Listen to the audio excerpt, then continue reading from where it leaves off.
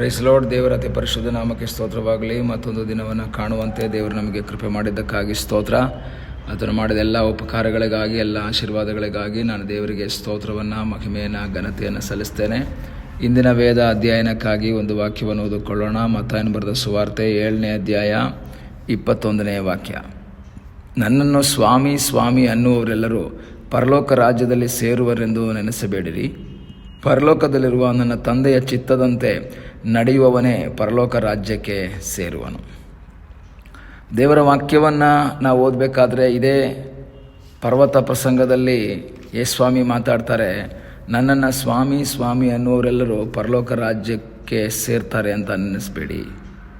ಕೆಲವು ಸಂದರ್ಭದಲ್ಲಿ ನಾವು ನೋಡ್ತೇವೆ, ಯೇಸ್ವಾಮಿಯನ್ನು ಅಂಗೀಕರಿಸುವವರು ಅಥವಾ ಯೇಸ್ವಾಮಿಯನ್ನು ಆರಾಧನೆ ಮಾಡುವವರು, ಯೇಸ್ವಾಮಿಯನ್ನು ಗೌರವಿಸುವವರಾದಂಥ ಅನೇಕ ವ್ಯಕ್ತಿಗಳನ್ನು ನಾವು ಈ ಲೋಕದಲ್ಲಿ ನೋಡ್ತೀವಿ. ಆದರೆ ದೇವರ ವಾಕ್ಯದಲ್ಲಿ ಯೇಸು ಹೇಳ್ತಾರೆ, ನನ್ನನ್ನು ಸ್ವಾಮಿ ಅಂತ ಹೇಳಿದ್ರಿಂದ, ನೀನೇ ನಮ್ಮ ತಂದೆ ಅಂತ ಹೇಳಿದ್ರಿಂದ, ನೀ ನಮಗೆ ಸಹಾಯಕನು ಅಂತ ಹೇಳಿದ್ರಿಂದ ನಾವು ಪರಲೋಕ ರಾಜ್ಯ ಸೇರಲ್ಲ. ತಂದೆಯ ಇಷ್ಟವನ್ನು ಮಾಡುವಂತಹ ವ್ಯಕ್ತಿಗಳಾಗಬೇಕು. ತಂದೆಯ ಚಿತ್ತವನ್ನು ನಾವು ಮಾಡುವಂಥ ವ್ಯಕ್ತಿಗಳಾಗಬೇಕು. ಏನು ತಂದೆಯ ಚಿತ್ತ?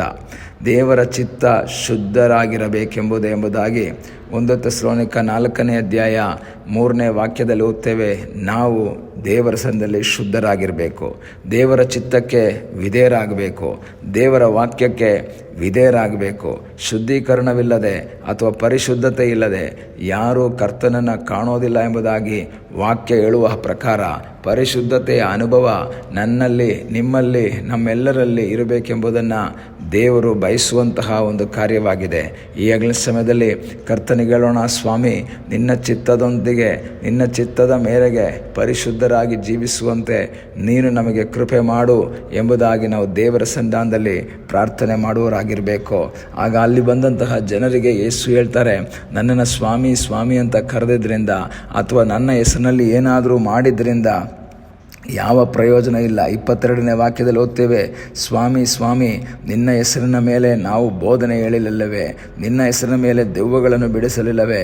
ನಿನ್ನ ಹೆಸರಿನ ಮೇಲೆ ಅನೇಕ ಮಹತ್ ಕಾರ್ಯಗಳನ್ನು ಮಾಡಲಿಲ್ಲವೇ ಎಂದು ಆ ದಿನದಲ್ಲಿ ಎಷ್ಟೋ ಜನರು ನನಗೆ ಹೇಳುವರು. ಯೇಸ್ವಾಮಿ ಹೇಳ್ತಾರೆ, ಆ ನ್ಯಾಯ ತೀರ್ಪಿನ ದಿನದಲ್ಲಿ ಅಥವಾ ನಾನು ಬಂದು ಲೆಕ್ಕ ತೀರಿಸುವಂತಹ ದಿನದಲ್ಲಿ ಅನೇಕರು ಬಂದು ಹೇಳ್ತಾರೆ, ಯೇಸುವೆ ನಾವು ಬೋಧನೆ ಮಾಡಿದ್ವಿ, ನಾವು ದೆವ್ವ ಬಿಡಿಸಿದ್ವಿ, ನಾವು ನಿನ್ನ ವಾಕ್ಯವನ್ನು ಸಾರಿದ್ವಿ.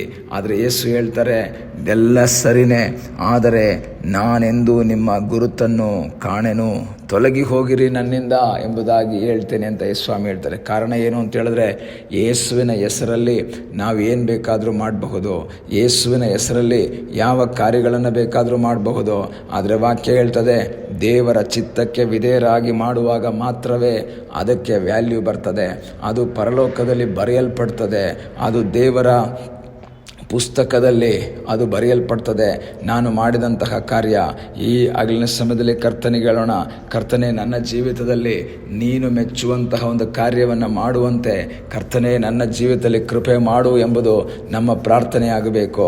ನಮಗೆ ಮನುಷ್ಯರನ್ನು ಮೆಚ್ಚಿಸುವಂತಹ ಕಾರ್ಯವಲ್ಲ, ದೇವರು ಮೆಚ್ಚುವಂತಹ ಕಾರ್ಯ, ದೇವರ ಚಿತ್ತಕ್ಕೆ ವಿಧೇಯವಾದಂತಹ ಕಾರ್ಯವನ್ನು ನಾವು ಮಾಡುವುದಕ್ಕೆ ತಯಾರಾಗುವಾಗ ನಮಗಾಗಿ ಅದ್ಭುತವನ್ನು ಮಾಡುವಂತಹ ಒಬ್ಬ ದೇವರಿದ್ದಾನೆ. ಅನೇಕರು ತಿಳಿದುಕೊಂಡಿದ್ದರು, ಯೇಸುವನ್ನು ಹಿಂಬಾಲಿಸಿಬಿಟ್ರೆ, ಯೇಸುವಿನ ಜೊತೆಯಲ್ಲಿ ಹೋಗ್ಬಿಟ್ರೆ, ಯೇಸ್ವಾಮಿನ ವಾಕ್ಯ ಕೇಳಿದ್ರೆ ನಾವು ಪರಲೋಕ ಹೋಗಬಹುದು. ಇವತ್ತು ಸಹ ಅನೇಕರು ಯೋಚನೆ ಮಾಡ್ತಾರೆ, ಚರ್ಚಿಗೆ ಹೋಗಿ ಬಂದುಬಿಡೋಣ, ಭಾನುವಾರ ಒಂದು ದಿವಸ ಚರ್ಚಿಗೆ ಹೋಗಿ ಬಂದುಬಿಟ್ರೆ ದೇವರು ಇಷ್ಟಪಟ್ಬಿಡ್ತಾರೆ, ನಮ್ಮನ್ನು ಸ್ವರ್ಗ ರಾಜ್ಯಕ್ಕೆ ಸೇರ್ಕೊಂಡ್ಬಿಡ್ತಾರೆ. ಆದರೆ ಯೇಸ್ವಾಮಿ ಹೇಳ್ತಾರೆ, ಇಲ್ಲ, ಆ ಸಾಧ್ಯವೇ ಇಲ್ಲ. ಯಾಕೆಂದರೆ ಯೇಸ್ವಾಮಿಯ ಕಾಲದಲ್ಲೂ ಅನೇಕರು ಯೇಸ್ವಾಮಿನ ಹಿಂಬಾಲಿಸ್ತಾ ಇದ್ರು, ಅನೇಕರು ಯೇಸ್ವಾಮಿಯ ವಾಕ್ಯಗಳನ್ನು ಕೇಳ್ತಾ ಇದ್ರು, ಅನೇಕರ ಆ ಜೀವಿತದಲ್ಲಿ ಅವರು ಬೋಧನೆಯನ್ನು ಕೇಳಿ ಮುಂದೆ ಸಾಗ್ತಾ ಇದ್ರು. ಆದರೆ ಯೇಸು ಸ್ವಾಮಿ ಹೇಳ್ತಾರೆ, ನೀನು ಬೋಧನೆ ಕೇಳಿದ್ರಿಂದ ಆಗಲ್ಲ, ನನ್ನನ್ನು ಹಿಂಬಾಲಿಸಿದ್ರಿಂದ ಆಗಲ್ಲ, ನನ್ನ ಜೊತೆ ಕೂತ್ಕೊಂಡು ಊಟ ಮಾಡಿದ್ರಿಂದ ಆಗಲ್ಲ, ನೀನು ನನ್ನ ತಂದೆಯ ಇಷ್ಟವನ್ನು ಮಾಡಬೇಕು. ಈ ಬೆಳಗ್ಗೆ ನನ್ನ ಮಾತನ್ನು ಕೇಳುವಂಥ ದೇವರ ಮಕ್ಕಳೇ, ನಾವೊಂದು ವೇಳೆ ಉಪವಾಸ ಪ್ರಾರ್ಥನೆ ಮಾಡ್ತಾ ಇರ್ಬೋದು, ಬೈಬಲ್ ಸ್ಟಡಿಯಲ್ಲಿ ಅಟೆಂಡ್ ಆಗ್ತಾ ಇರ್ಬೋದು, ಆರಾಧನೆಯಲ್ಲಿ ಪಾಲ್ಗೊಳ್ತಾ ಇರ್ಬೋದು, ದೇವರಿಗೆ ಕಾಣಿಕೆಯನ್ನು ದಶಮ ಭಾಗವನ್ನೆಲ್ಲ ಕೊಡ್ತಾ ಇರ್ಬೋದು. ಅದೆಲ್ಲ ಸರಿಯಾದಂತಹ ಕಾರ್ಯವೇ, ಅದೆಲ್ಲ ಮಾಡಬೇಕಾದಂತಹ ಕಾರ್ಯವೇ ಆಗಿದೆ. ಆದರೆ ಅವೆಲ್ಲದಕ್ಕಿಂತ ಮಿಗಿಲಾಗಿ ತಂದೆಯ ಚಿತ್ತವನ್ನು ಮಾಡುವ, ದೇವರ ಇಷ್ಟವನ್ನು ಮಾಡುವಂತಹ ಒಂದು ಅನುಭವ ನಮ್ಮ ಜೀವಿತದಲ್ಲಿ ಉಂಟಾದಾಗ ಮಾತ್ರವೇ ದೇವರು ಮೆಚ್ಚುವಂತಹ ಅಥವಾ ಪರಲೋಕ ರಾಜ್ಯಕ್ಕೆ ಸೇರುವಂತಹ ಒಂದು ಅನುಭವ ಉಂಟಾಗ್ತದೆ ಎಂಬುದಾಗಿ ನಾವು ಮರೆದು ಹೋಗಬಾರ್ದು. ಆದ್ದರಿಂದ ಈ ದಿವಸಗಳಲ್ಲಿ ಇತರೆ ಕಾರ್ಯಗಳನ್ನು ಮಾಡುವುದಕ್ಕಿಂತ ಹೆಚ್ಚಾಗಿ ನಾವು ದೇವರ ಚಿತ್ತಕ್ಕೆ ಹೆಚ್ಚು ಒತ್ತು ಕೊಡೋಣ, ಹೆಚ್ಚು ಸಮಯವನ್ನು ಕೊಡೋಣ. ಯಾಕೆಂದರೆ ಯೇಸುಸ್ವಾಮಿ ಹೇಳ್ತಾರೆ, ನೀನು ಅದನ್ನು ಮಾಡಿದೆ ಇದನ್ನು ಮಾಡಿದೆ ಎಲ್ಲ ಹೇಳ್ದೆ, ಅದೆಲ್ಲ ಸರಿನೇ, ಬಟ್ ನನಗೆ ನೀನು ಯಾರು ಅಂತ ಗೊತ್ತಿಲ್ಲ. ಯಾಕೆಂದರೆ ನೀನು ತಂದೆಯ ಚಿತ್ತವನ್ನು ಮಾಡಿಲ್ಲ, ನಿನ್ನ ಇಷ್ಟವನ್ನು ಮಾಡಿದೆ. ನೀನೇನು ಮಾಡಬೇಕು ಅಂತ ಅನ್ನಿಸ್ತು ಅದನ್ನು ನೀನು ಮಾಡಿದೆ, ತಂದೆಯ ಚಿತ್ತವನ್ನು ಮಾಡಲಿಲ್ಲ. ಈ ಹಗಲ ಸಮಯದಲ್ಲಿ ತಂದೆಯ ಚಿತ್ತವನ್ನು ಮಾಡಿ ತಂದೆಯ ಇಷ್ಟವನ್ನು ಮಾಡುತ್ತಾ ಮುಂದೆ ಸಾಗುವಂತೆ ದೇವರು ನಮ್ಮ ಜೀವಿತದಲ್ಲಿ ಸಹಾಯ ಮಾಡಲಿ. ಮನುಷ್ಯರು ಬಯಸುವಂಥ ಕಾರ್ಯಗಳಿಗಿಂತ ಮಿಗಿಲಾಗಿ, ಈ ಲೋಕದಲ್ಲಿ ಜನರನ್ನು ಮೆಚ್ಚಿಸುವಂಥ ಕಾರ್ಯಕ್ಕೆ ಮಿಗಿಲಾಗಿ ದೇವರನ್ನು ಮೆಚ್ಚಿಸುವ, ಕರ್ತನಾದ ಯೇಸುವನ್ನು ಮೆಚ್ಚಿಸುವಂತಹ ಕಾರ್ಯಗಳನ್ನು ಮಾಡುತ್ತಾ ಮುಂದೆ ಸಾಗುವಂತೆ ದೇವರಾದ ಕರ್ತನು ನಮ್ಮ ಜೀವಿತದಲ್ಲಿ ಸಹಾಯ ಮಾಡಲಿ. ನಮ್ಮನ್ನೇ ಸಮರ್ಪಿಸಿಕೊಳ್ಳೋಣ, ಕಣ್ಣುಗಳನ್ನ ಮುಚ್ಚೋಣ, ನಾವು ಪ್ರಾರ್ಥನೆ ಮಾಡೋಣ. ನಮ್ಮನ್ನು ಬಹಳವಾಗಿ ಪ್ರೀತಿ ಮಾಡುವ ಪರಲೋಕದ ತಂದೆಯಾದ ದೇವರೇ, ಈ ಒಳ್ಳೆಯ ಸಮಯಕ್ಕಾಗಿ ನಾವು ನಿನಗೆ ಸ್ತೋತ್ರ ಮಾಡ್ತೇವೆ. ಈ ದಿವಸ ನಮ್ಮನ್ನೇ ನಿನ್ನ ಪಾದಗಳಿಗೆ ಒಪ್ಪಿಸಿಕೊಡುವರಾಗಿದ್ದೇವೆ. ನಮ್ಮ ಜೀವಿತದಲ್ಲಿ ನೀನು ಮಾಡಿದ ಎಲ್ಲ ಉಪಕಾರಗಳಿಗಾಗಿ ಸ್ತೋತ್ರ.